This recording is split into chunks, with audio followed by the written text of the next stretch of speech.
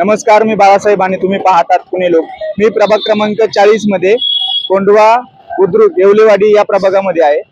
इथं पाठीमागे एक मतदान केंद्र आहे. लोक मतदानासाठी जाता येत येतं. शेवटचा एक पाऊण तास, अर्धा एक तास राहिलाय मतदानासाठी. सकाळी 7:30 वाजता मतदान सुरू झालेलं आहे.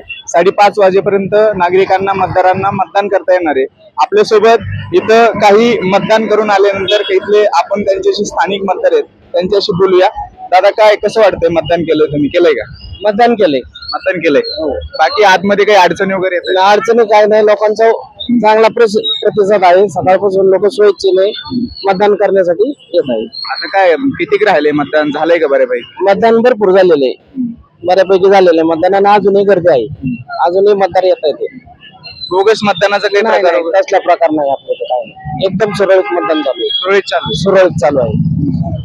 आपल्यासोबत अजून काही आहेत, आपण त्यांच्याशी बोलूया. दादा, काय सांगताल? मतदान वगैरे कशी चालू आहे प्रक्रिया? सकाळी 7:30 पासून आम्ही इथे उपस्थित आहोत आणि मतदानाला खूप उत्स्फूर्त प्रतिसाद आहे. एकदम चांगल्या पद्धतीने मतदार स्वतःहून येऊन मतदान करत आहेत आणि खूप चांगला प्रतिसाद आहे. तुम्ही काय सांगता? चांगला प्रतिसाद बीजेपी.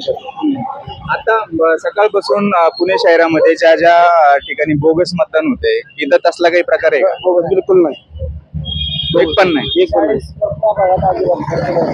सुरळीत मतदान चालू आहे. बोगस मतदान अजिबात